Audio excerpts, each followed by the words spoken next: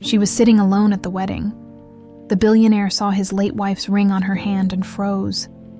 The Biltmore Hotel gleamed like a jewel against the Los Angeles skyline, its terracotta walls catching the afternoon sun as if they'd been dipped in liquid gold. Olivia Crawford stood in the shadows of the grand ballroom's entrance, her worn clipboard pressed against her chest as she watched the final preparations unfold before her. Crystal chandeliers cast rainbow prisms across Italian marble floors, while white roses cascaded from towering arrangements that probably cost more than she made in 6 months. "Liv, we need you in the bridal suite," called Maria, her supervisor, rushing past with an armful of silk ribbon. "The bride's having a meltdown about her veil." Olivia nodded, tucking a strand of honey blonde hair behind her ear as she hurried toward the elevator. 3 years of working these high society events had taught her that behind every fairy tale wedding was a storm of chaos, tears, and last-minute disasters. But she needed this job. Every paycheck meant another month of rent, another month of medication for Grandma Eleanor, another month of keeping their heads above water. The elevator doors opened to reveal a hallway lined with oil paintings worth more than most people's houses. Olivia had always wondered what it felt like to live in this world, where money flowed like champagne and problems could be solved with a phone call. She'd grown up reading about families like the Lancasters in magazines, watching their perfect lives unfold in glossy photographs while she counted quarters for the laundromat. Finally, the bride's voice pierced through the suite's double doors before Olivia could even knock. Inside, she found chaos incarnate. A rail-thin woman in a $10,000 gown surrounded by a small army of hairstylists, makeup artists, and wedding planners, all talking at once.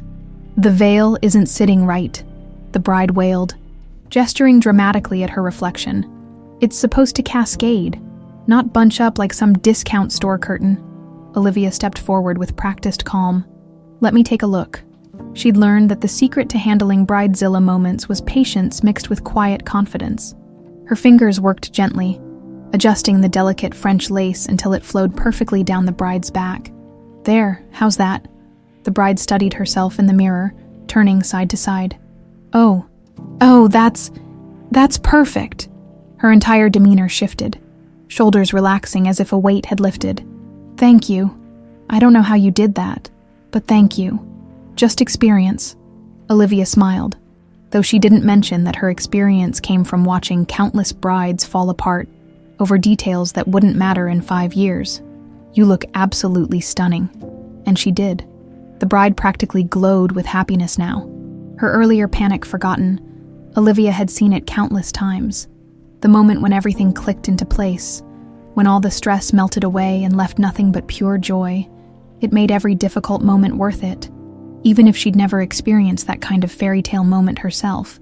Back in the main chapel, Olivia positioned herself discreetly near the back, her practiced eye scanning for any potential problems. The guest list read like a who's who of Los Angeles society. Senators, movie stars, tech moguls, all dressed in their finest, chatting quietly as they waited for the ceremony to begin. Her gaze swept across the altar where the groom stood nervously adjusting his cufflinks, flanked by his groomsmen. That's when she saw him, the best man who'd been causing whispers among the event staff all afternoon. William Lancaster, the hotel magnate whose empire stretched across 3 continents. Even from this distance, he commanded attention, tall and broad-shouldered, with salt and pepper hair that suggested distinguished middle age. He carried himself with the quiet confidence that came from never having to prove anything to anyone. The music swelled, and all heads turned as the bride began her walk down the aisle. Olivia found herself unconsciously fidgeting with the ring on her right hand, a simple band with a ruby stone that caught the light whenever she moved. It was the only thing of value she owned, passed down from her grandmother with stories of how it had been in their family for generations. She'd never questioned its origins. It was just part of her. As natural as breathing, the ceremony proceeded flawlessly, each moment orchestrated to perfection.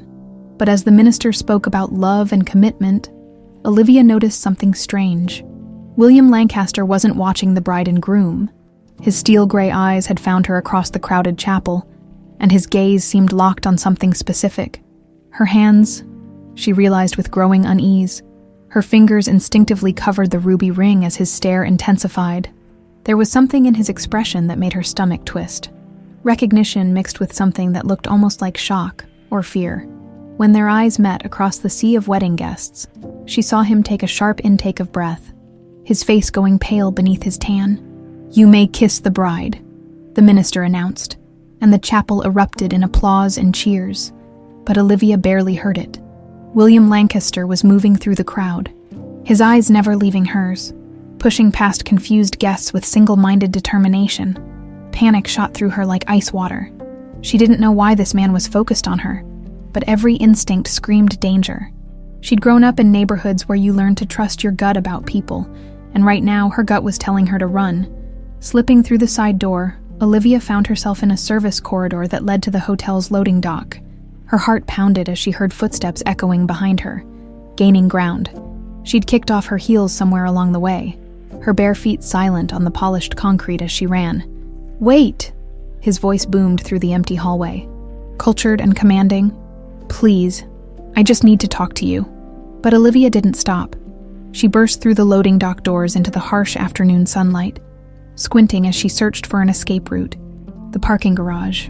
If she could make it there, she could lose him among the cars and find her way to the bus stop. Behind her, she heard him call out again, his voice carrying a note of desperation that should have been reassuring but somehow wasn't. "The ring. Where did you get that ring?" She ran harder, her breath coming in gasps as she ducked between parked cars. What could he possibly want with her grandmother's ring? It wasn't even that valuable, just a family heirloom with sentimental worth. But the look in his eyes had been anything but sentimental. It had been haunted. Word count, 1,147.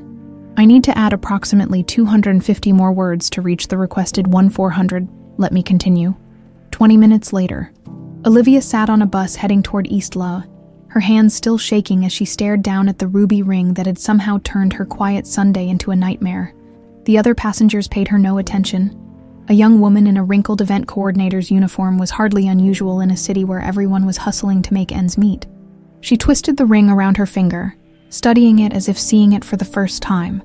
The ruby was deeper red than she'd ever noticed, almost like drops of blood caught in crystal. The gold setting was more intricate than she'd remembered too, with tiny engravings that looked almost like letters. She'd never paid much attention to the details before. It was just Grandma's ring, part of the small collection of memories that connected her to a family history she'd never fully understood. Her phone buzzed with a text from Maria. "Where did you go? The groom's family is asking about you. Everything okay?" Olivia stared at the message, unsure how to respond. How could she explain that a stranger's reaction to her jewelry had sent her fleeing like a criminal? It sounded crazy even to her. As the bus wound through familiar neighborhoods, past the taco stands and laundromats of her real world, she tried to shake off the feeling that her life had just taken a sharp turn into something she couldn't understand. The golden world of the Biltmore felt like a dream now, but William Lancaster's gray eyes had been very real and very afraid. William Lancaster stood motionless in the empty chapel, long after the last guest had filtered out to the reception, his eyes fixed on the spot where the young woman had been standing.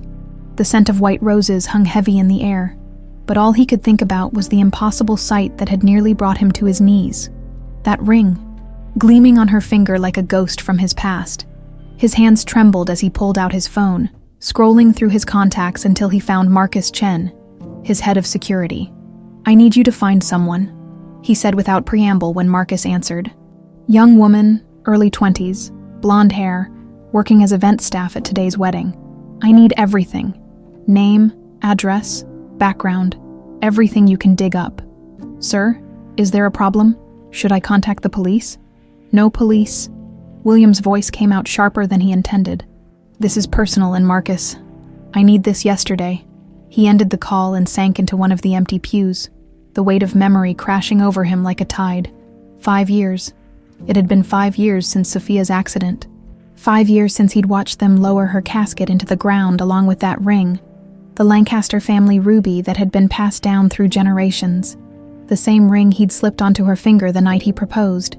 The same ring that should have been buried with her at Hillside Memorial. How was it possible? The flashback hit him without warning, as vivid as if it were happening again. Sophia in their master bedroom that last morning. Her dark hair spread across the pillow, that ruby catching the early sunlight as she reached for him. "Come back to bed," she'd whispered, her voice still thick with sleep. The world can wait 5 more minutes. But he'd had an early meeting. Some crisis at the Seattle property that couldn't wait. He'd kissed her forehead, promised to make it up to her at dinner, and walked out the door without looking back. 6 hours later, she was dead. Her car wrapped around a tree on Mulholland Drive. The investigators said she'd fallen asleep at the wheel. They'd found her wearing the ring. He remembered the coroner mentioning it specifically when they returned her personal effects. "Beautiful piece," the man had said, seemingly oblivious to William's grief. "Family heirloom," something like that, William had whispered, and they'd buried it with her because he couldn't bear to keep it. The ring had been Sophia's, just as she had been his, and he'd wanted them to stay together forever. So how the hell was it on that girl's finger? "William," Victoria's voice cut through his spiraling thoughts. His sister-in-law stood in the chapel doorway, elegant as always in her navy Chanel dress, her auburn hair pulled back in a classic chignon. Even at 45, she moved with the grace of a woman who'd never known a day of uncertainty. "The reception's starting. People are asking where you are." He looked up at her. This woman who'd been Sophia's sister and had somehow become his anchor in the years since the accident. Victoria had been the one to hold him together during those first dark months, managing his grief with the same efficiency she brought to everything else in her life. "I'm fine," he said, but his voice betrayed him. Victoria's green eyes sharpened with concern as she moved closer. She'd always been able to read him too well. "No, you're not. You look like you've seen a ghost. What happened?" "Nothing, just wedding emotions, you know. Brings back memories." She sat beside him in the pew, her hand finding his with practiced comfort. It was a gesture she'd made countless times over the years, and he'd always found it soothing. Victoria understood loss. She'd loved Sophia too, had been devastated by her sister's death in a way that mirrored his own grief. "She would have loved this wedding," Victoria said softly. "All that over-the-top elegance. Remember how she used to plan our wedding before we were even out of college? She had notebooks full of ideas." William nodded, but he couldn't focus on the memories Victoria was sharing. His mind kept circling back to that ring, to the impossible certainty that it was the same one, the same deep red ruby, the same intricate gold setting with those tiny engravings that spelled out "Eternum," forever in Latin. "William, talk to me." Victoria's voice carried a note of command that had helped her build her own successful interior design firm. "Something's wrong. I can see it." He almost told her then, almost described the girl with honey blonde hair and that haunting ring, but something held him back. Maybe the fear that saying it out loud would make him sound crazy, or maybe the deeper fear that it would open wounds he'd spent 5 years trying to heal. "I should get back to the reception," he said instead, standing abruptly. The groom's father wanted to discuss the Vancouver property.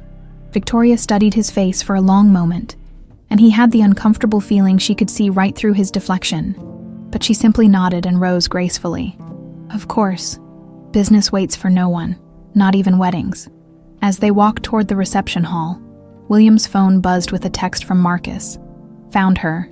Olivia Crawford, 23, works for Elite Events, lives in East LA with her grandmother. Clean background. Want me to dig deeper?" William typed back quickly. "Everything. Employment history, family background, financial records. I want to know how she got that ring." The reception was in full swing when they entered the ballroom. The bride and groom swayed on the dance floor while guests mingled around tables laden with champagne and hors d'oeuvres that cost more per plate than most people made in a week. It was the kind of event William had attended hundreds of times, but tonight he felt like an outsider looking in, his mind elsewhere.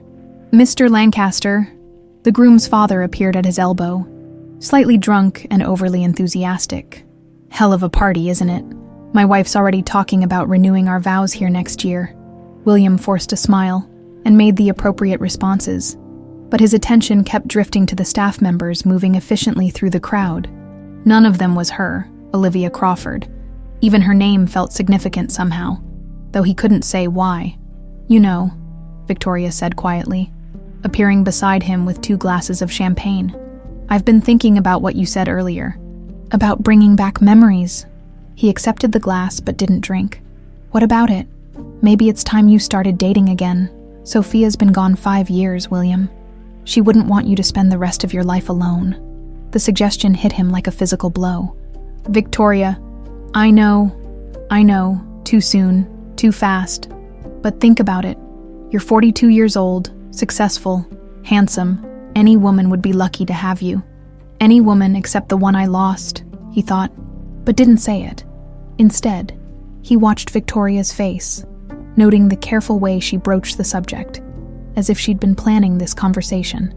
It wasn't the first time she'd brought up his dating life, but something about her timing tonight felt deliberate.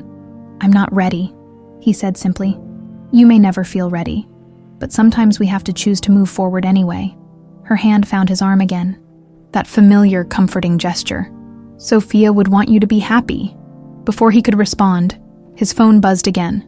Marcus had sent a photo.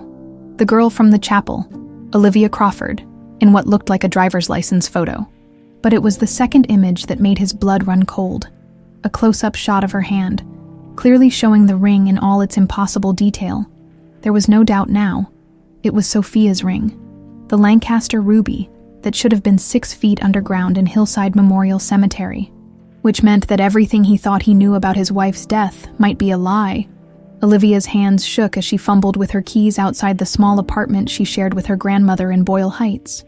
The familiar sounds of the neighborhood. Kids playing soccer in the courtyard, Mrs. Ramirez's telenovela blaring through thin walls, the distant hum of traffic on the 101, usually brought her comfort. Tonight, they felt like they belonged to someone else's life.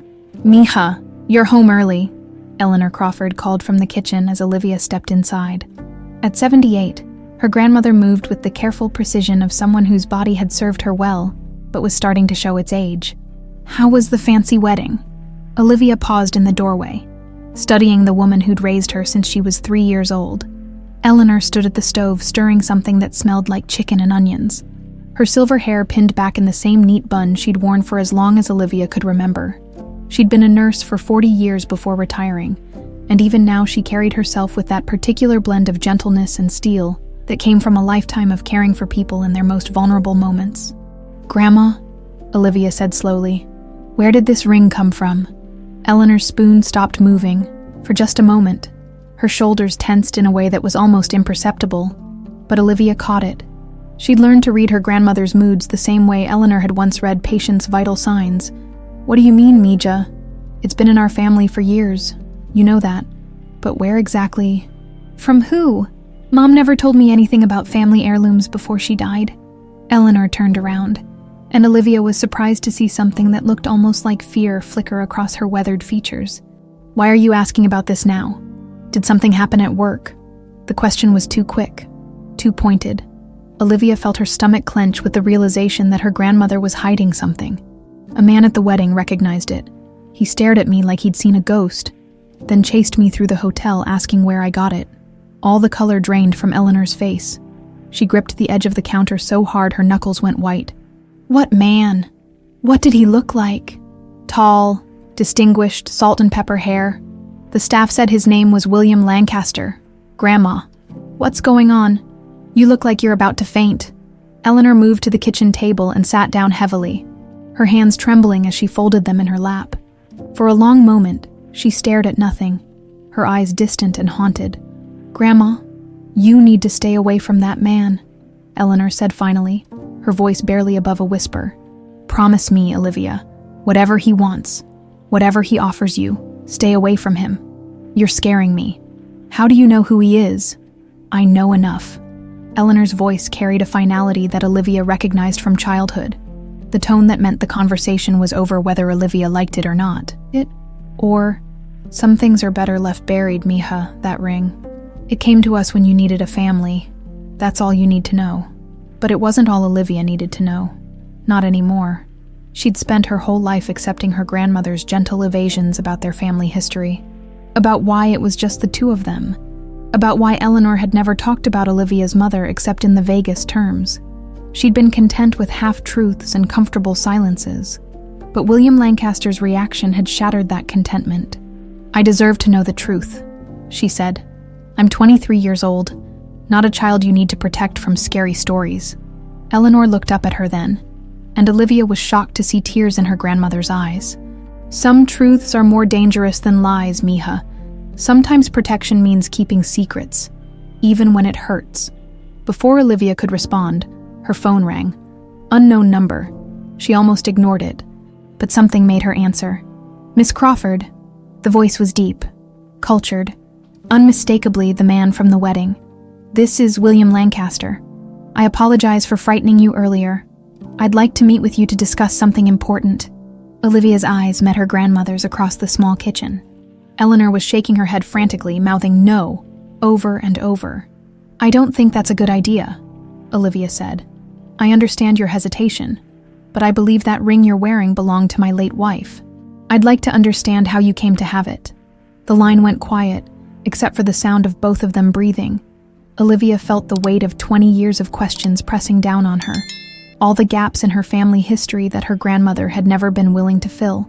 Your wife, she said finally. Sophia Lancaster. She died 5 years ago. That ring was buried with her, Miss Crawford. So I'm sure you can understand why I'm curious about how it ended up on your finger. Eleanor stood up so quickly she knocked over her chair. She grabbed the phone from Olivia's hand and ended the call, her chest rising and falling rapidly. Grandma. No, absolutely not. We're not doing this. Eleanor's voice was stronger now, but Olivia could hear the fear underneath. Pack a bag. We're going to visit your Aunt Rosa in San Diego for a few days. Are you crazy? I can't just leave. I have work tomorrow, and you have your doctor's appointment on Wednesday, and none of that matters now. Eleanor was already moving toward the bedroom, pulling a suitcase from under the bed with movements that seemed almost automatic, as if she'd planned for this moment. We should have left years ago. I should have known this day would come. Olivia followed her, watching in disbelief as her grandmother began throwing clothes into the suitcase with no regard for folding or organization. You're acting like we're running from the law. It's just a ring, Grandma. If it really belonged to his wife, maybe we should give it back. Eleanor whirled around, her eyes blazing with an intensity Olivia had never seen before. It's not just a ring, Misha, and that man is not just a grieving widower. There are things you don't understand, things I've spent 20 years trying to protect you from. Then tell me. Stop treating me like I'm still 3 years old. I can't. Eleanor's voice broke on the words. I can't because if I tell you the truth, he'll kill us both. The words hung in the air between them like a physical presence. Olivia felt her world tilt on its axis. Everything she thought she knew about her quiet, safe life suddenly revealed as an illusion. What are you talking about? Kill us, Grandma. You're not making sense. But Eleanor had already turned back to the suitcase, her movements growing more frantic. He has money, power, connections. If he's found us after all these years, it means someone talked, or someone made a mistake, or... She stopped, her hand stilling on a folded sweater. Or she's finally ready to finish what she started. She. Who's she? Eleanor's phone rang before she could answer. Unknown number. They both stared at it, watching it buzz against the nightstand like a venomous snake. Don't answer it, Eleanor whispered. But Olivia was done with whispers and half-truths, and running from shadows she couldn't see. She grabbed the phone and answered before her grandmother could stop her. This is Olivia Crawford. Miss Crawford. This is Marcus Chen, head of security for Lancaster Enterprises. Mr. Lancaster would like to arrange a meeting at your earliest convenience. He's prepared to compensate you generously for your time. How did you get this number? Mr. Lancaster has significant resources at his disposal. He's also prepared to provide answers to questions I believe you have about your family history. Eleanor was pulling at the phone, trying to take it away. But Olivia held firm. What kind of answers? The kind that explain how a ring buried 5 years ago ended up in your possession. The kind that might shed light on why your grandmother Eleanor Crawford was working at Cedars-Sinai Hospital the night Sophia Lancaster died. The words hit Olivia like a physical blow. She looked at her grandmother, who had gone completely still, her face ashen. Tomorrow at 10 a.m., the voice continued. The Lancaster building downtown, 42nd floor. Come alone, Miss Crawford. And bring the ring. The line went dead. Olivia lowered the phone, staring at her grandmother with new eyes. You were there, she said quietly. When his wife died, you were there. Eleanor sat down on the edge of the bed, looking every one of her 78 years. Yes, she whispered. I was there. Eleanor's hands trembled as she poured 2 cups of chamomile tea, the delicate china rattling against the saucers. The small kitchen felt impossibly cramped now, filled with 20 years of carefully guarded secrets that were finally clawing their way to the surface. "Sit down, mija," she said softly, placing a cup in front of Olivia. "If you're determined to hear this story, then I suppose it's time." Olivia wrapped her hands around the warm cup, using it to steady herself. "Start from the beginning, Grandma. Everything." Eleanor settled into her chair, with the careful movements of someone preparing for surgery. "Your mother, your real mother. Her name was Sophia Lancaster." The words hit Olivia like a physical blow. She'd expected some connection to the ring, maybe a story about how Eleanor had bought it from a pawn shop or inherited it from a distant relative. She hadn't expected this. "That's impossible. You said my mother's name was Isabel. You said she died in a car accident when I was little." Isabel was a necessary fiction. Eleanor's voice was steady now, as if telling the truth was somehow easier than maintaining the lie. "Sophia Lancaster was your mother, and she died giving birth to you in the emergency room at Cedars-Sinai Hospital on March 15th. 23 years ago." Olivia's mind reeled. "But William Lancaster said his wife died 5 years ago in a car accident. You're not making sense. William Lancaster doesn't know you exist."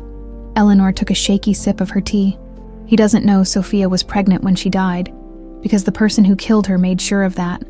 The temperature in the room seemed to drop 10 degrees. "Killed her, Grandma? You said she died in childbirth." "She died because someone had been poisoning her for months." Eleanor's voice hardened with an old anger. Someone who wanted her dead before anyone could discover she was carrying William's child. Eleanor stood and walked to an old wooden chest in the corner of the living room. She pulled out a manila envelope that looked like it had been hidden there for decades. Inside were medical records, newspaper clippings, and photographs that made Olivia's breath catch in her throat. The first photo showed a beautiful dark-haired woman in a hospital bed, her face pale but peaceful, cradling a tiny premature baby. Even in the grainy hospital lighting, Olivia could see the resemblance. The same bone structure, the same stubborn chin, the same honey blonde hair the baby would eventually grow. "That's you," Eleanor said quietly.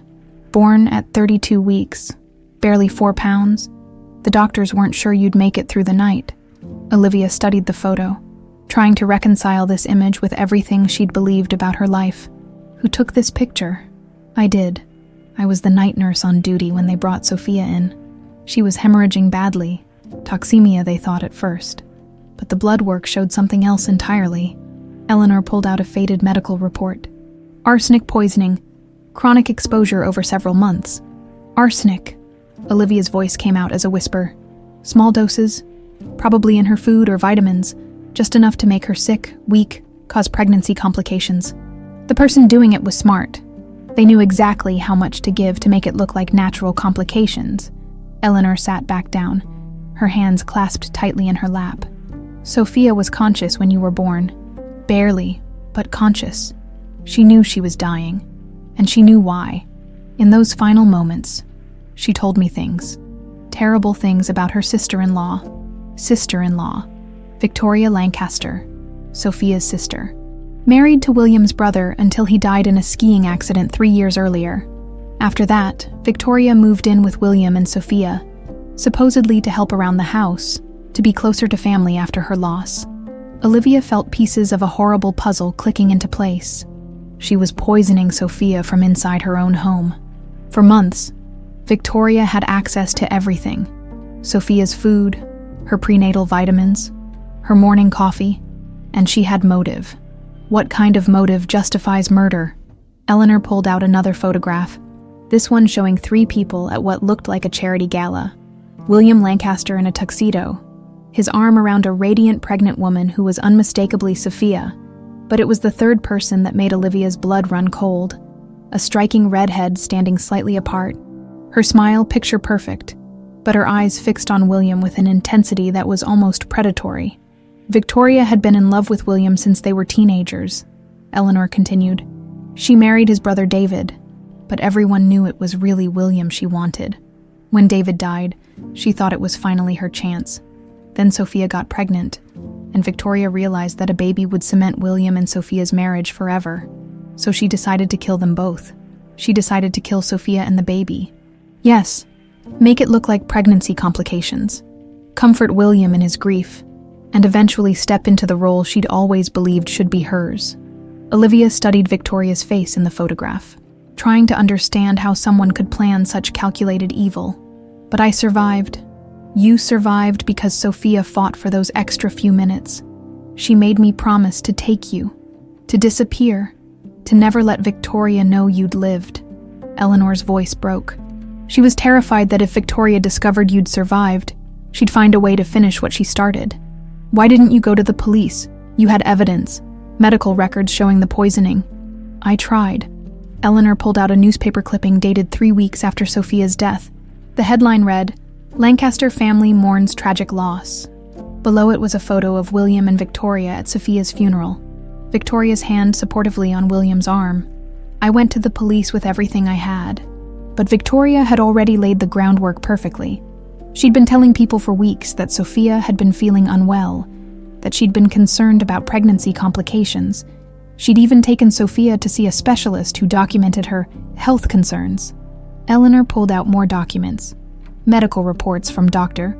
Margaret Hoffman, a high-end obstetrician who'd examined Sophia just 2 weeks before her death. Dr. Hoffman's notes showed that Sophia was experiencing fatigue, nausea, and dizziness, all symptoms consistent with arsenic poisoning, but also consistent with a difficult pregnancy. When the police reviewed the case, they saw a pregnant woman with documented health issues who died from complications.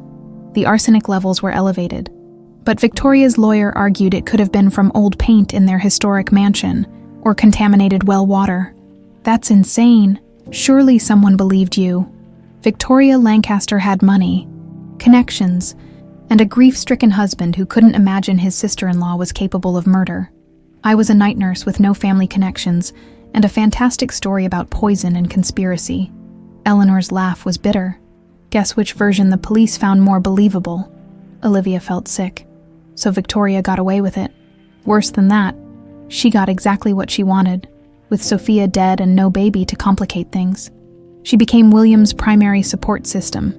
She managed his grief, handled his social obligations, even helped run his business when he was too devastated to function. From the outside, it looked like a devoted sister-in-law caring for her brother-in-law in his time of need. But on the inside, Eleanor pulled out the final item from the envelope. A letter written in shaky handwriting on hospital stationery. Sophia wrote this in those final moments when she realized what was happening to her. She made me promise to keep it safe, in case someday the truth needed to come out. Olivia took the letter with trembling hands. The handwriting was weak, but determined. If something happens to me, know that Victoria did this. She's been poisoning my food for months. I can feel it killing me and my baby. I should have seen it sooner. Should have trusted my instincts. But she's my sister and I loved her.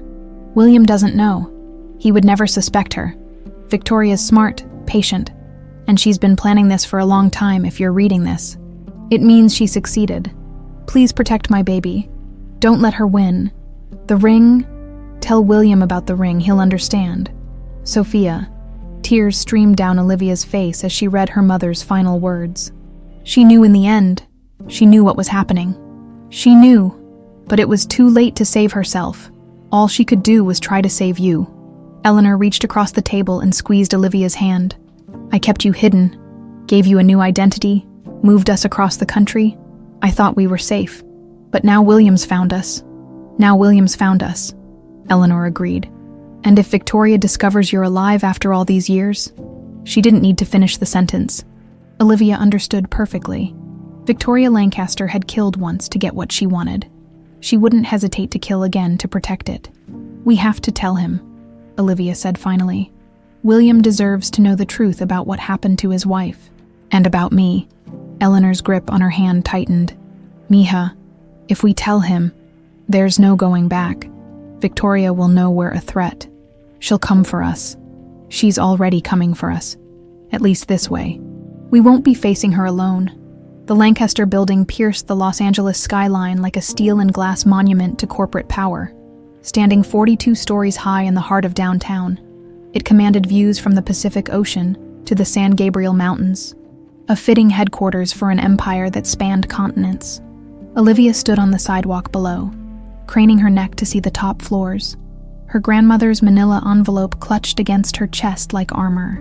She'd barely slept the night before, her mind churning with questions, possibilities, and the terrifying certainty that her life was about to change forever. "You don't have to do this alone," Eleanor had whispered that morning, her weathered hands smoothing Olivia's hair, but they both knew she did. Marcus Chen had been specific. Come alone, bring the ring. The elevator ride to the 42nd floor felt like ascending into another world. The buttons were made of actual gold, the walls lined with what looked like genuine marble, and soft classical music played from hidden speakers. By the time the doors opened, Olivia felt like an imposter in her best dress. A simple black sheath from Target that had seemed professional at home, but now felt woefully inadequate. Miss Crawford, a woman in an impeccable gray suit, stood waiting. "I'm Jennifer Walsh, Mr. Lancaster's assistant. He's waiting for you in his office." The executive floor was a masterpiece of understated wealth. Original paintings that Olivia recognized from art history classes, Persian rugs that probably cost more than her grandmother's house, and floor-to-ceiling windows that made the city spread out below like a kingdom. William Lancaster stood with his back to the door, silhouetted against the morning light streaming through those massive windows. When he turned, Olivia was struck again by his presence, the way he commanded space without effort, the steel-gray eyes that seemed to see everything. "Miss Crawford, thank you for coming." His voice was carefully controlled, but she could hear the tension underneath. "Please, sit down." She chose a leather chair that probably cost more than she made in 6 months, setting the envelope carefully beside her. "Mr. Lancaster, before we start, I need you to know that my grandmother is a good woman. Whatever you think happened, I don't think anything yet," he interrupted gently. "That's why you're here, to help me understand." He moved to his desk and picked up a manila folder. "I had my security team run a background check on you and your grandmother. Very thorough, very discreet. What I found was interesting." Olivia's stomach clenched. "What did you find?" Eleanor Crawford, registered nurse, worked at Cedars-Sinai Hospital for 15 years. Excellent record, no disciplinary actions. Well respected by colleagues and patients alike. He opened the folder. "But here's what's curious. She left Los Angeles abruptly in March 2001, moved to Phoenix for 2 years, then to Denver, then finally to her current address in 2008. Each move coincided with a significant career change, almost as if she was deliberately obscuring her trail. People move for lots of reasons. And then there's you." William's eyes locked on hers. Olivia Crawford, born March 15, 2001. No birth certificate on file in California. No hospital records.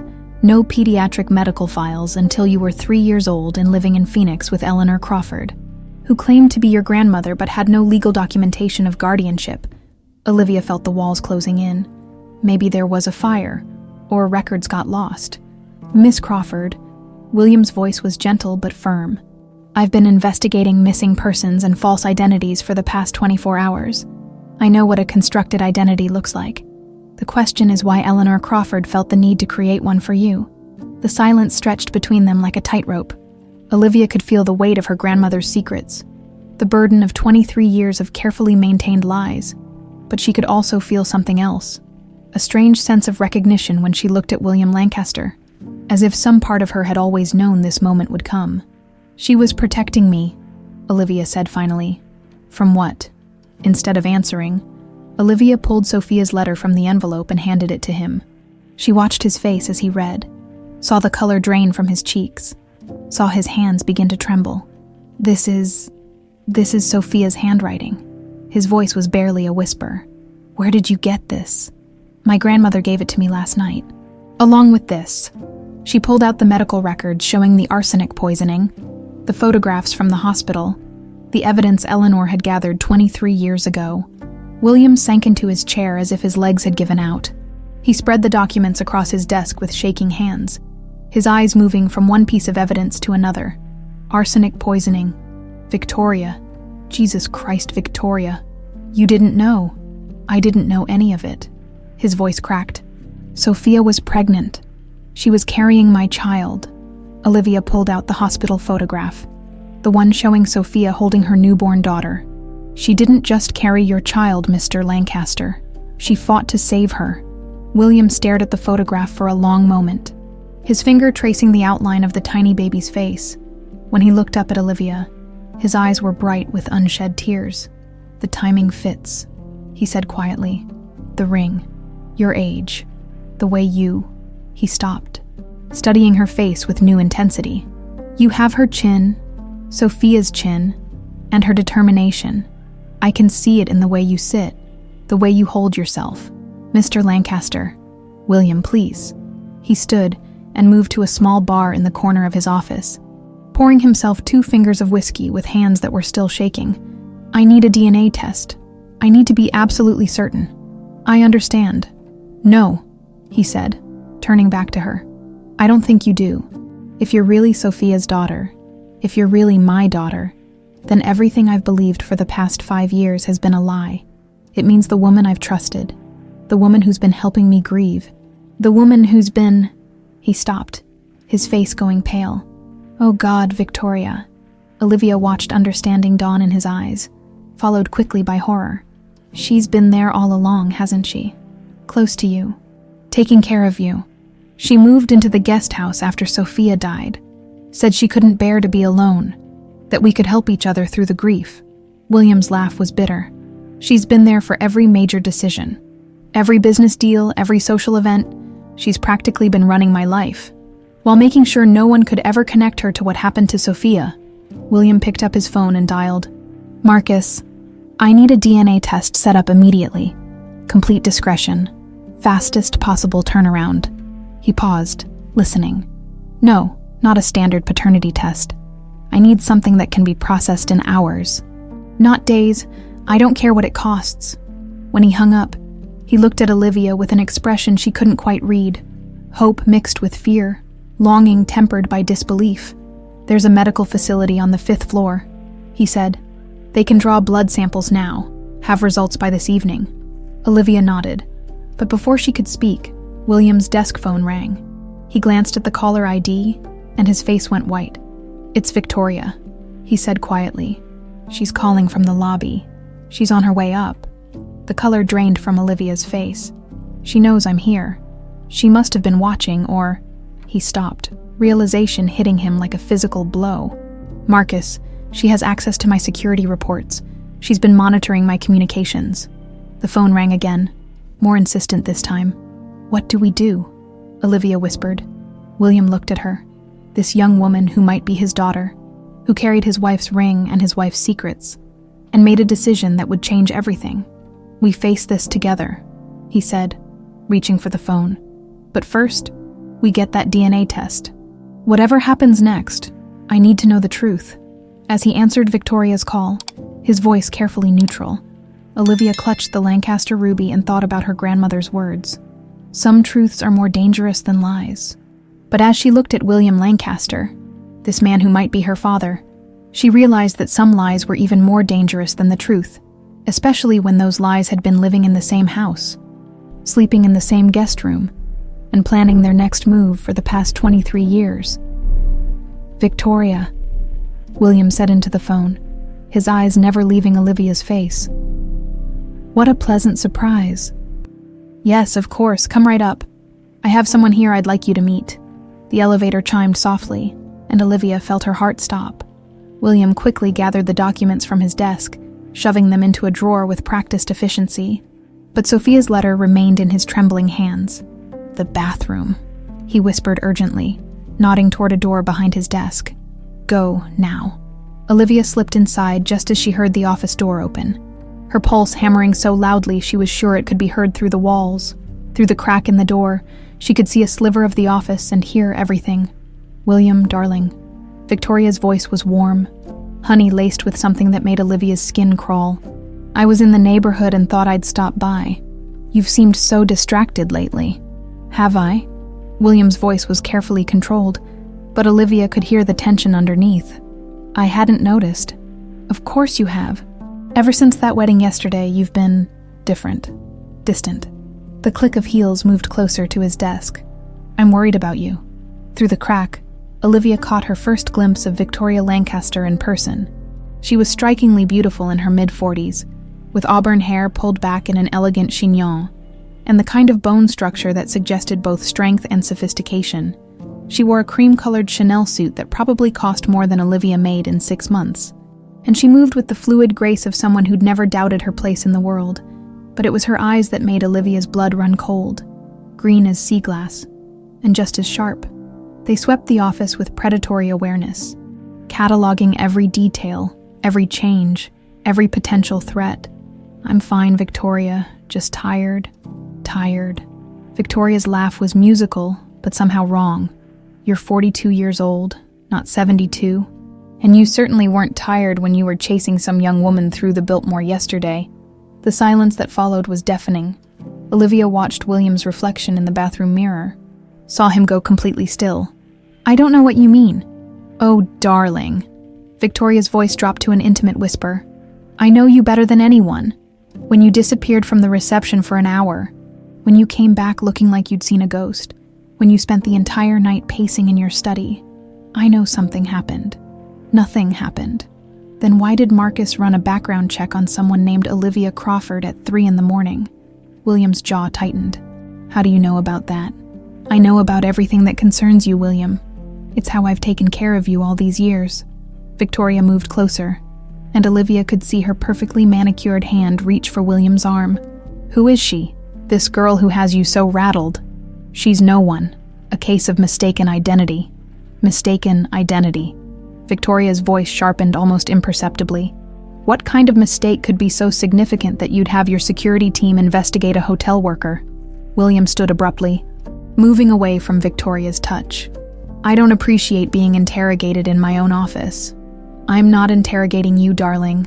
I'm trying to help, just like I always have."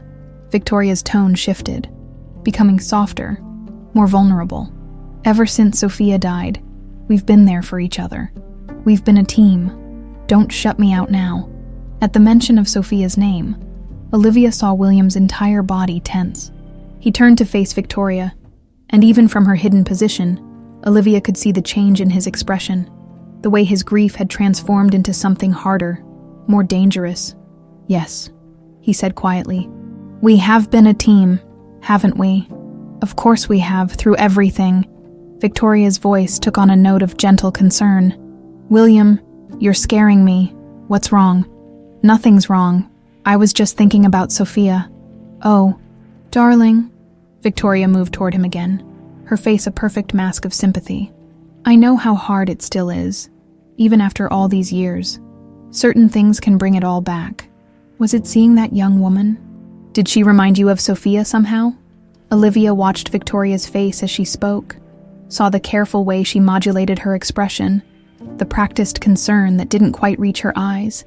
It was a masterful performance, but knowing what she knew now, Olivia could see the calculation underneath. "She had Sophia's ring," William said suddenly. The change in Victoria was instantaneous and terrifying for just a split second. Her mask slipped, revealing something cold and predatory before snapping back into place. But William had been watching carefully, and Olivia saw him take a small step backward. "That's impossible," Victoria said smoothly. "Sophia's ring was buried with her. I saw it myself at the viewing. I know what I saw. Darling, you were grieving. Sometimes our minds play tricks on us, show us what we want to see or what we fear most." Victoria's voice was patient, understanding, the tone of someone talking to a confused child. "It was probably just a similar ring. Red stones are quite common. The Lancaster ruby is hardly common." "No, but from a distance, in emotional circumstances." Victoria moved closer again, her hand reaching for his face in a gesture that would have seemed tender to anyone who didn't know better. "William, you've been under so much stress lately. Maybe you should take a vacation, get away from everything for a while." William caught her wrist before she could touch him. "I'm fine, Victoria, and I know what I saw." For a moment, they stood frozen like that, William holding Victoria's wrist, both of them staring at each other with carefully controlled expressions. Then Victoria smiled, that perfect society smile that had fooled everyone for 23 years. "Of course you do, darling. Of course you do." But Olivia could see the calculation in her eyes, the wheels turning as Victoria processed this new information and began planning her response. When William released her wrist, Victoria rubbed it absently, and Olivia caught a glimpse of something that looked almost like relief. "Well," Victoria said brightly, "I should let you get back to work. But promise me you'll call if you need anything. You know I'm always here for you." "I know you are." Victoria kissed his cheek, a sisterly gesture that somehow managed to linger just a moment too long. "Take care of yourself, William, and don't let your imagination run away with you. Sophia's gone, and no ring is going to bring her back." Olivia watched through the crack as Victoria gathered her purse and moved toward the door, but just before leaving, she turned back one more time. "Oh, and William, if this girl contacts you again, you should probably call security. You never know what kind of people might try to take advantage of your grief." The office door closed with a soft click. Leaving William standing alone in the sudden silence, he waited a full minute before moving to his desk phone. "Marcus, Victoria was just here. I need to know immediately if she makes any calls, meets with anyone, or leaves the building. And Marcus, I want a security detail on Eleanor Crawford in East Leigh. Discreet but effective." He hung up and walked to the bathroom door. "She's gone." Olivia emerged on shaking legs. She knows. She suspects there's a difference. But William's face was grim, though I'm not sure how much that difference matters. "What do we do now?" William looked at her. This young woman who might be his daughter, who carried secrets that could destroy the woman he'd trusted for 5 years, and made a decision that would put them all in mortal danger. Now we get those DNA results, and then we decide how to handle Victoria Lancaster. But even as he spoke, Olivia could see him struggling with the reality of what Victoria's reaction meant. For 23 years, the woman who'd killed his wife had been living in his house, eating at his table, comforting him in his grief, while knowing exactly why he was grieving.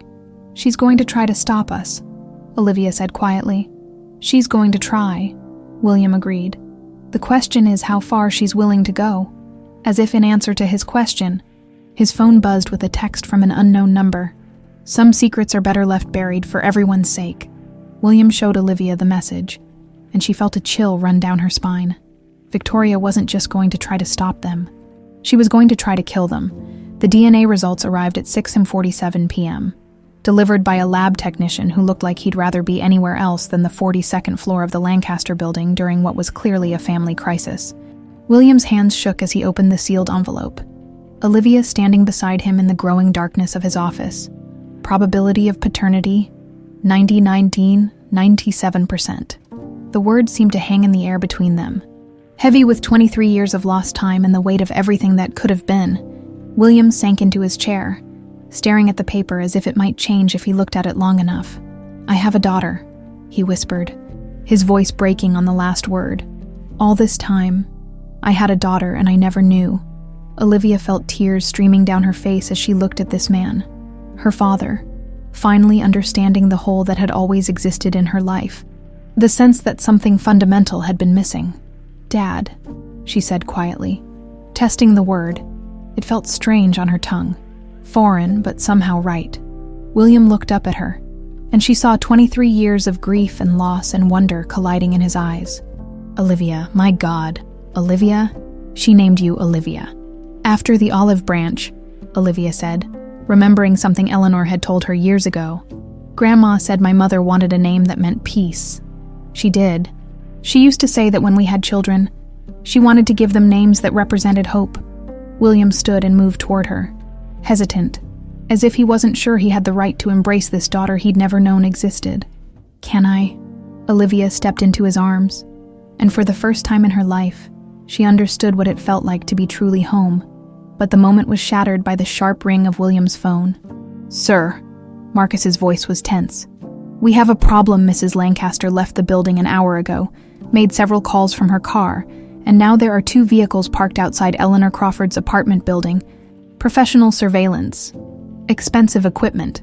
William's arms tightened around Olivia protectively. "How professional? The kind that doesn't call police when they're done watching. Get Eleanor out of there. Now bring her to the safe house in Malibu." "Already en route, sir. But we need to get you and Miss Crawford out of the building. Mrs. Lancaster's people have the lobby covered." William looked at Olivia, seeing his own fear reflected in her eyes. "Service elevator to the parking garage. 5 minutes." They grabbed the documents and fled. William's hand protective on Olivia's back as they navigated the empty corridors of the corporate floor. In the elevator, he made rapid-fire calls to his security team, his lawyer, and someone he referred to only as the cleaner. "We need to disappear for a while," he told Olivia as they reached his car. "Somewhere Victoria can't track us while we figure out our next move." "Where?" "Monument Valley. I have a ranch there, off the grid, completely private. We'll meet Eleanor there and decide how to handle this." The drive out of Los Angeles felt like an escape from a war zone. William's car was armored and equipped with communication systems that would have impressed the Secret Service. But even so, Olivia found herself checking the mirrors constantly, waiting for pursuit. They drove in silence for the first hour, both processing the magnitude of what they'd learned. As the city lights faded behind them and the desert opened up ahead, William finally spoke. "Tell me about your life." "About growing up with Eleanor? I want to know everything I missed," so Olivia told him. About birthday parties in their tiny apartment where Eleanor would make elaborate cakes from scratch because they couldn't afford bakery ones. About school plays where Eleanor sat in the front row cheering louder than anyone. About nights when money was tight, and Eleanor would tell stories about brave princesses and distant kingdoms to distract from the sound of their empty stomachs. "She gave me everything she had," Olivia said. "I never felt poor or unwanted because she loved me enough for 2 parents. She saved your life. More than once, it sounds like. She saved my life every day for 23 years. Olivia's voice was thick with emotion. "And now she's in danger because of me. She's in danger because of Victoria," William corrected firmly. "Just like Sophia was." As they drove deeper into the desert, William began sharing his own memories. About meeting Sophia at a charity gala where she'd been volunteering. How she'd been more interested in the cause than in his money. About their wedding, where she'd insisted on donating their gift money to a children's hospital. About the morning she died, how he'd kissed her goodbye without knowing it would be the last time. "I blamed myself for years," he admitted. "If I hadn't left early that morning, if I'd been home when she got sick, you couldn't have known what Victoria was doing. But I should have seen it. The signs were all there. Sophia getting weaker, complaining about feeling tired and nauseous. Victoria being so helpful, always bringing her meals, insisting she rest." William's knuckles were white on the steering wheel. "God, she was poisoning my wife right in front of me, and I thanked her for being such a caring sister-in-law."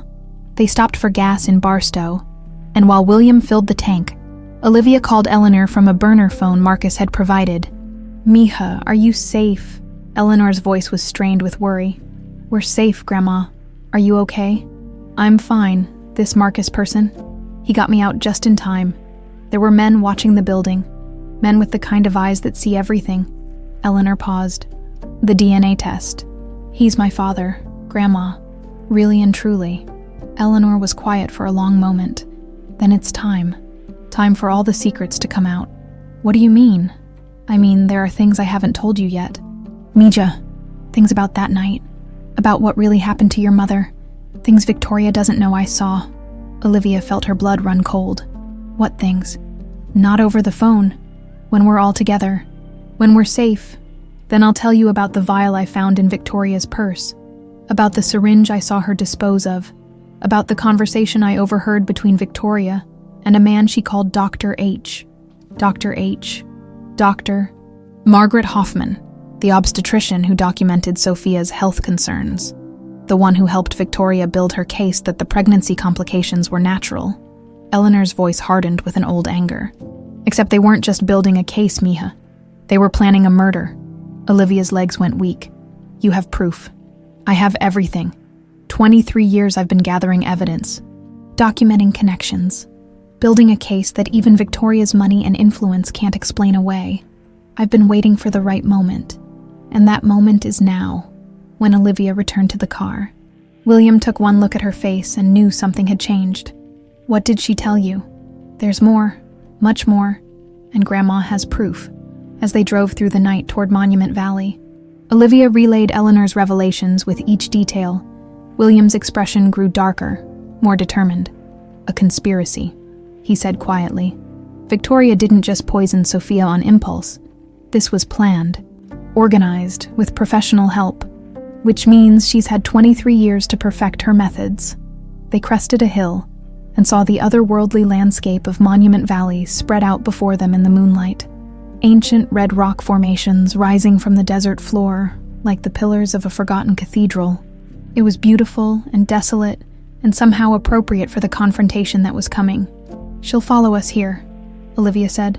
"I'm counting on it." William's voice was steel wrapped in silk. "It's time to end this, once and for all." As they drove toward the ranch house hidden among the rocks, Olivia twisted her mother's ring around her finger and thought about justice delayed but not denied. Tomorrow, Victoria Lancaster would learn that some secrets refuse to stay buried, and some daughters grow up to be just as dangerous as the women who tried to kill them. The ranch house sat nestled between towering sandstone monoliths, invisible from the main road and accessible only by a winding dirt track that wound through the ancient rock formations. Dawn was breaking over Monument Valley, painting the red rocks in shades of gold and crimson. When William and Olivia finally arrived, Eleanor was waiting on the porch, wrapped in a blanket and flanked by two of Marcus's security operatives. She looked smaller than Olivia remembered, more fragile, but her eyes burned with the same fierce determination that had kept them hidden for 23 years. "Mija," Eleanor whispered as Olivia ran into her arms. "Are you hurt? Are you safe?" "I'm fine." "Grandma, but you look exhausted." "I'll rest when this is over." Eleanor pulled back to study Olivia's face, then looked over her shoulder at William. "So, you're the father." William approached carefully, understanding that he was meeting the woman who'd been both mother and father to his daughter for over 2 decades. "Mrs. Crawford, I owe you a debt I can never repay. You owe me nothing. But your wife deserves justice." They moved inside, where Eleanor had spread documents across the kitchen table like a prosecutor preparing for trial. But these weren't just the medical records and photographs from 23 years ago. These were phone records, financial statements, travel itineraries, and surveillance photos that painted a picture of 23 years of systematic deception. "I never stopped investigating," Eleanor said as they gathered around the table. "Every year, I learned something new about Victoria Lancaster, about her methods, her connections, her other victims. Other victims." William's voice was sharp. Eleanor pulled out a file labeled David Lancaster, 1996. Inside were medical records showing David's skiing accident, but also financial documents revealing that Victoria had increased his life insurance policy just 6 months before his death. "Your brother's accident wasn't an accident," Eleanor said quietly. "The ski patrol report mentioned that his binding had been tampered with, but Victoria had enough influence to bury that finding. She'd been planning to be a widow long before she decided to kill Sophia." William sank into a chair, his face pale. "David? She killed David too. She's been systematically eliminating anyone who stood between her and what she wanted. First David, then Sophia, and your child. Or so she thought." Eleanor pulled out another file, this one thick with photographs and documents spanning decades. But Victoria made one crucial mistake. She got comfortable. She thought she'd won completely. So she stopped being careful about covering her tracks. The photos showed Victoria at various social events over the years, always at William's side, playing the devoted sister-in-law. But Eleanor had documented something else. The subtle ways Victoria had isolated William from potential romantic interests. The women who'd expressed interest in him only to receive anonymous warnings or suffer mysterious setbacks in their careers. "She's been guarding you like a prize," Eleanor said, "making sure no one could take Sophia's place except her." "How did you get all this?" Olivia asked, staring at the mountain of evidence. "I had help." Other nurses who remembered that night. Doctors who'd been suspicious about David's accident. Financial investigators who owed me favors. Eleanor's voice was steady. "I've spent 23 years building an airtight case against Victoria Lancaster." William's phone buzzed. Marcus's voice was tense. "Sir, we have vehicles approaching. 3 SUVs, professional drivers, heavily armed. They'll be at your location in approximately 15 minutes. Positions?" William asked. "My team is in place, but they're outnumbered. These aren't amateurs, sir. Victoria brought serious firepower." William looked at Eleanor and Olivia, understanding that the moment of truth had arrived. "She's not coming to talk. She's coming to finish what she started 23 years ago," Eleanor said calmly. She pulled a small metal box from her bag and opened it to reveal a vial of clear liquid. "This is the remaining arsenic from the batch she used to poison Sophia. I managed to retrieve it from her purse that night at the hospital. You've had it all this time." "Insurance," Eleanor said simply. Along with this, she pulled out a small digital recorder. Victoria's confession, recorded during a phone call she made to Dr. Hoffman 3 years ago. She thought the line was secure. William stared at the evidence that could destroy Victoria completely. "Play it." Eleanor pressed play, and Victoria's voice filled the room, cold and calculating. "Margaret, I need you to understand something. If anyone ever connects David's death or Sophia's death to me, if anyone ever suggests those weren't accidents, I will destroy you. I have records of every procedure you falsified, every report you altered. We're bound together now, whether you like it or not." "Doctor," Hoffman's voice was shaky. "Victoria, I never wanted anyone to die. You said it would just make her sick, force a miscarriage. Plans change. Sophia was too strong, too beloved. William would never have gotten over losing just the baby. I needed her gone completely. And if they find out, they won't. Because the only people who know the truth are you, me, and that interfering nurse. And if Eleanor Crawford ever opens her mouth, she'll have a very unfortunate accident." The recording ended, leaving the kitchen in stunned silence. Finally, William spoke, his voice thick with rage and grief. "She threatened you all these years. She knew you were alive, and she threatened you. She had people watching us periodically," Eleanor confirmed, "making sure we stayed quiet, stayed hidden. But she made a mistake sending those watchers. I photographed every one of them, traced them back to her." A new sound interrupted them, the distant rumble of engines growing closer. Through the kitchen window, they could see dust clouds approaching through the rock formations. "She's here," Olivia whispered. William moved to the window, his expression hardening as he watched the vehicles navigate the narrow track. 3 SUVs, just like Marcus said. "She's not taking any chances." "What's the plan?" Eleanor asked, with the calm of someone who'd faced down bullies and killers before. "The plan is justice," William said, checking his phone for final confirmations from his security team. "But first, we need to survive the next hour." The vehicles came to a stop about 100 yards from the house, arranged in a semicircle that cut off the main escape route. Car doors opened, and figures emerged. Men in tactical gear carrying weapons that definitely weren't legal for civilian use. But it was the woman who stepped out of the lead vehicle that made Olivia's blood run cold. Even at this distance, Victoria Lancaster commanded attention.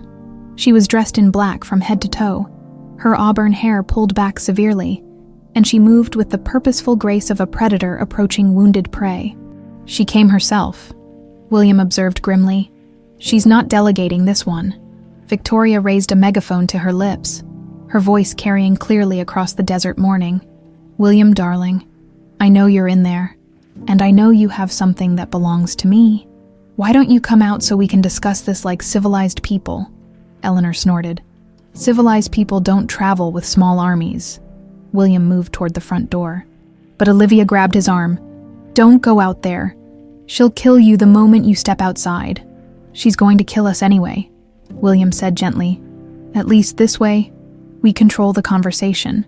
He opened the door and stepped onto the porch, his hands visible but his posture unafraid. Victoria smiled when she saw him, that same perfect society smile that had fooled everyone for decades. "There you are," she called out. "I was beginning to worry. You've been so hard to reach lately." "Have I?" William's voice carried clearly in the desert air. "I hadn't noticed." "Oh, I think you have. Ever since you met that interesting young woman yesterday." "What was her name again?" "Olivia." Victoria took a step closer, and Olivia could see the calculation in her posture, the way she was positioning herself for whatever came next. "I think it's time we had a family meeting." "Don't you?" Victoria continued. "After all, we have so much to discuss." Victoria walked closer with the confident stride of a woman who'd orchestrated her final victory. Her black tactical outfit made her look like a deadly angel against the red rocks of Monument Valley, and the smile on her face was the same one she'd worn to Sophia's funeral. "You know, William," she called out, stopping about 50 yards from the porch, "I've spent 23 years taking care of you, making sure you were safe, making sure you were happy, making sure no one could hurt you the way Sophia's death hurt you. Sophia's murder, William corrected, his voice carrying clearly across the desert morning. Let's call it what it was, Victoria. Victoria's smile faltered for just a moment before snapping back into place. Oh, darling, I see that girl has been filling your head with wild stories. That's unfortunate. I was hoping we could resolve this quietly. The way you resolved David's skiing accident. The way you resolved Sophia's pregnancy complications. This time, Victoria's mask slipped completely, for a brief moment. Olivia saw the cold calculation underneath, the predator that had been hiding behind 23 years of perfect performances. I see Eleanor's been busy, Victoria said, her voice losing its honey-sweet tone. That interfering old bitch never did know when to keep her mouth shut. Inside the house, Eleanor moved to the window, the vial of arsenic clutched in her weathered hands. She's done pretending, she murmured to Olivia. This is who she really is. Victoria gestured to her men, and they began moving closer, weapons ready, but not yet raised. William, I need you to think very carefully about what you're doing. That girl in there. She's not who you think she is. She's a con artist, a fraud who's taken advantage of your grief. Olivia is my daughter, William said firmly. Sophia's daughter, the child you tried to murder 23 years ago. Victoria actually laughed, a sound like breaking glass. Your daughter. Oh, William, that's rich. Do you really think Sophia would have kept a pregnancy from you? Do you think she would have hidden something that important? She tried to tell me. The morning she died, she said she had something important to discuss when I got home, but I was too busy, too focused on business to listen. William's voice cracked with old pain. She died trying to tell me about our baby. She died because she was weak, Victoria snapped, her composure finally cracking completely. Weak and foolish and completely wrong for you. She would have made you soft, William, made you ordinary. You're meant for greatness, and I'm the only one who's ever understood that. The truth was finally coming out. Raw and ugly in the desert light, Victoria took another step closer, and Olivia could see the madness that had been hiding behind decades of careful planning. I loved you first, Victoria continued, her voice rising. Before David, before Sophia, before any of them. I loved you when we were teenagers, when you were awkward and uncertain and beautiful, but you never saw me, never looked past my sister's pretty face to see who really understood you. So you killed David to get closer to me. David was a means to an end. A way into your family, your life. I thought if I was patient, if I was perfect, you'd eventually see what was right in front of you. Victoria's eyes blazed with decades of suppressed obsession. But then, Sophia got pregnant, and I realized you never would. You'd be tied to her forever by that child.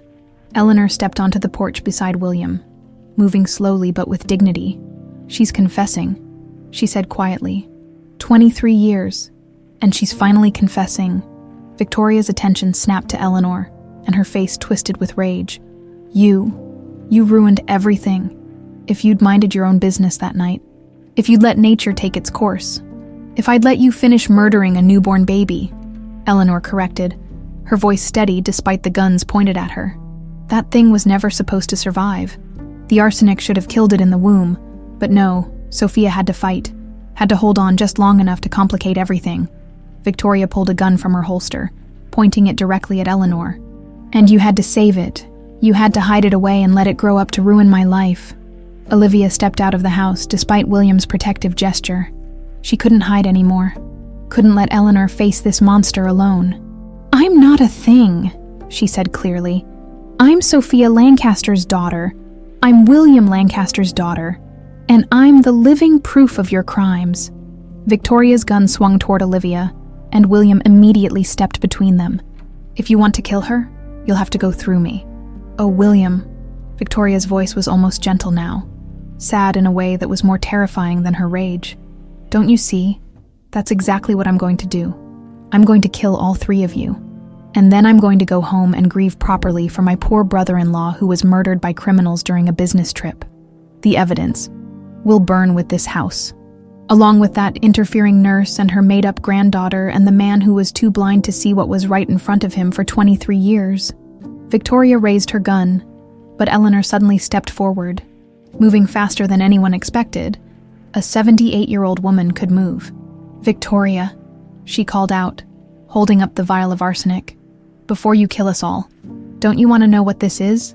Victoria's eyes fixed on the small glass container. "What are you talking about?" "The arsenic you used to poison Sophia, the same batch you bought from Dr. Hoffman. I kept it all these years, along with the syringe, the phone records, and the confession you made 3 years ago." Eleanor's voice was rock steady. "Did you really think I spent 23 years hiding without preparing for this moment?" The color drained from Victoria's face. "That's impossible. I disposed of everything. You disposed of what you thought was everything. But you forgot about the extra vial you kept in your purse, insurance you called it, in case you needed to finish the job." Eleanor smiled grimly. "I've been very careful with it. Fingerprints preserved. Chain of custody documented. Even if you kill us today, this evidence will find its way to the FBI." Victoria's hands shook with rage. "You meddling old bitch. You've ruined everything. I've protected everything that mattered. And now it's time to end this." Eleanor suddenly threw the vial toward the nearest rock formation, where it shattered against the sandstone. But in that moment of distraction, Victoria's finger tightened on the trigger. "No!" William lunged forward, but he was too far away. Eleanor saw the gun rising, saw Victoria's finger on the trigger, saw Olivia standing frozen in the line of fire. Without hesitation, she threw herself between the gun and her granddaughter, just as Victoria pulled the trigger. The sound echoed off the rock formations like thunder. Eleanor staggered backward, a red stain spreading across her chest, but her eyes remained fixed on Olivia with fierce love. "Grandma?" Olivia caught Eleanor as she fell. Lowering her gently to the porch, Eleanor's hand found the second vial she'd hidden in her jacket pocket, pressing it into Olivia's palm along with a small recording device.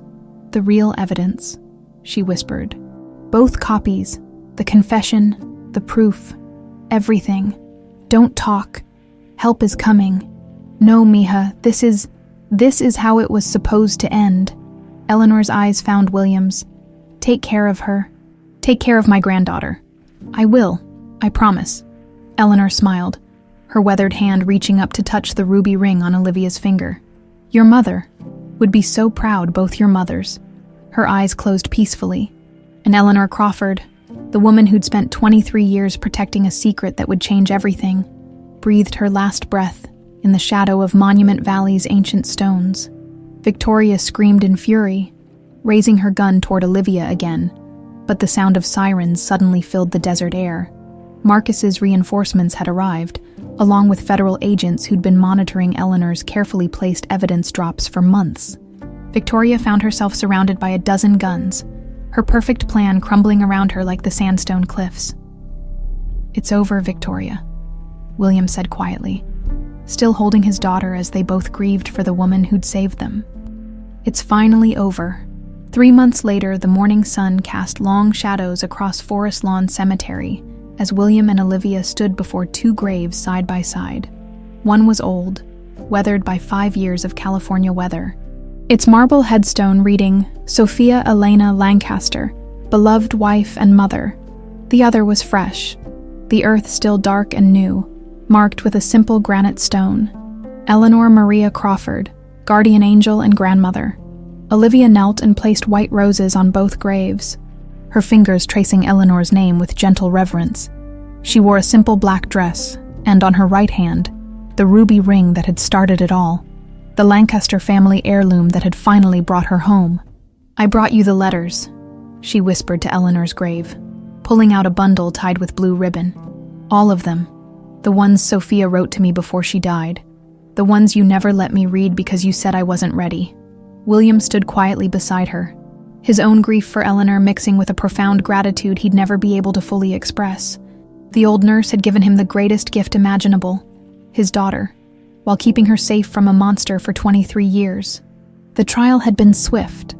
Once Victoria's arrest made national headlines, Eleanor's evidence had been overwhelming. Decades of financial records, recorded confessions, witness testimonies, and the forensic proof that had connected Victoria to 3 murders spanning 26 years. David Lancaster, Sophia Lancaster, and Dr. Margaret Hoffman, who'd been found dead in her home 2 weeks after Victoria's arrest. An apparent suicide that everyone knew was really Victoria tying up loose ends from her federal holding cell. Victoria Lancaster had been sentenced to life without parole, but she'd never made it to serve her sentence. The newspapers had called it suicide, a final act of a woman who couldn't face the consequences of her crimes. But William knew better. In the end, Victoria's own conspirators had decided she was too much of a liability to let live. "The business is doing well," Olivia told Sophia's grave, settling into the routine she'd developed of updating her mother on their lives. "Dad's teaching me everything.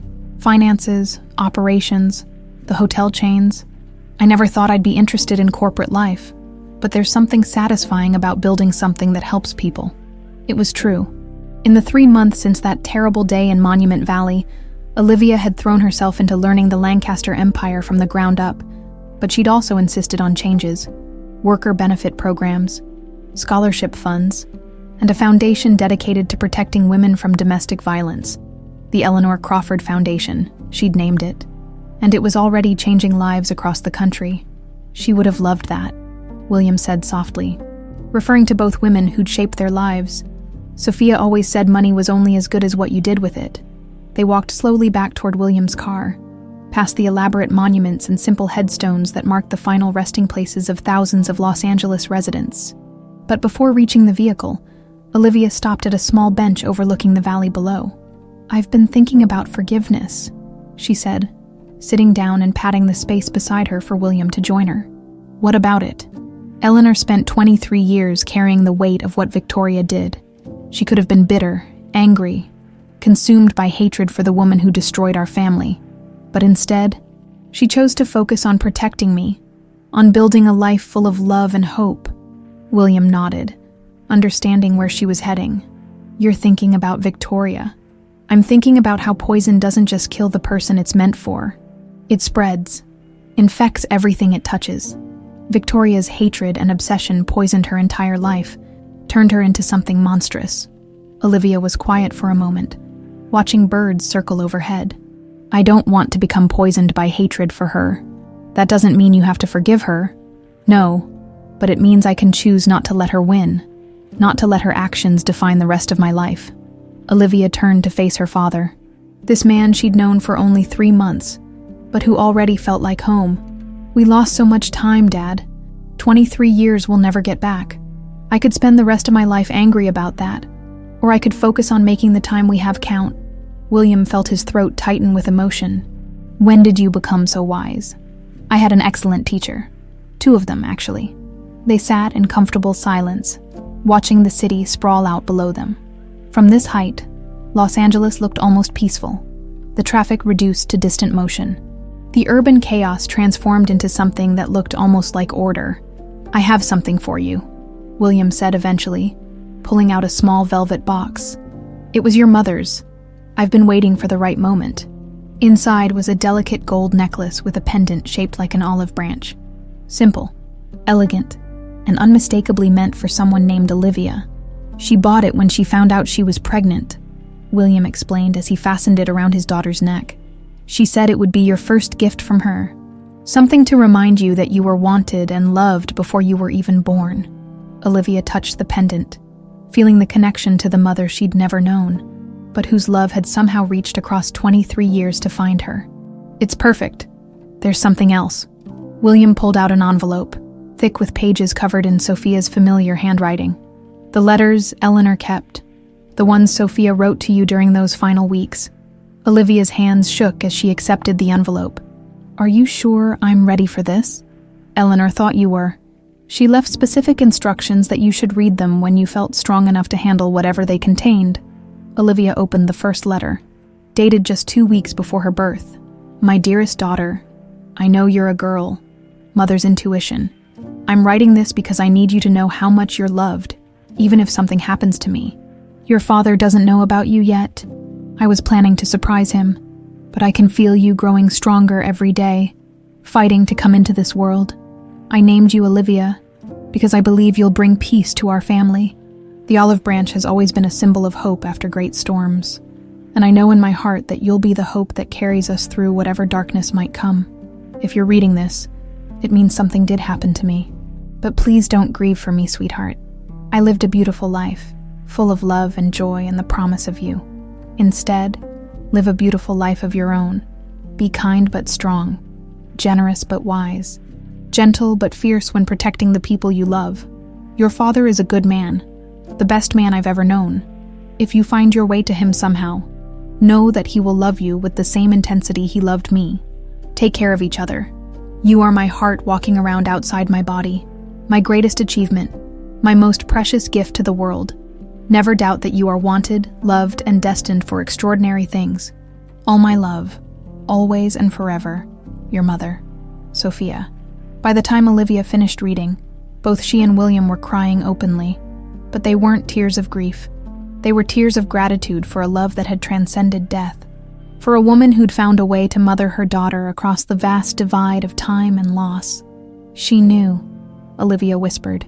Somehow, she knew I'd find you eventually. She had faith, William agreed. Faith that love is stronger than death, that truth is more powerful than lies, and that family will always find a way back to each other. As they drove home through the familiar streets of Los Angeles, Olivia thought about the strange journey that had brought her to this moment. A simple job at a wedding had somehow led to discovering her true identity, her real family, and a love she'd been searching for her entire life without knowing it. The ruby ring caught the afternoon sunlight as she adjusted the rearview mirror, and for just a moment, she could swear she saw Eleanor in the back seat, smiling with the satisfied expression of a woman who'd completed the most important job of her life. "Thank you, Grandma," Olivia whispered, "for everything." The Lancaster building rose ahead of them, gleaming in the golden California light, and Olivia felt a surge of pride for the family legacy she was now part of. But more than that, she felt excited about the future they were building together, a future that honored the past while refusing to be imprisoned by it. She was Olivia Crawford Lancaster, daughter of two mothers who'd loved her enough to die for her, daughter of a father who'd searched for her without knowing he was searching. She was the keeper of family secrets that had finally been set free, the living proof that justice could triumph even after decades of deception. And she was, finally and completely, home,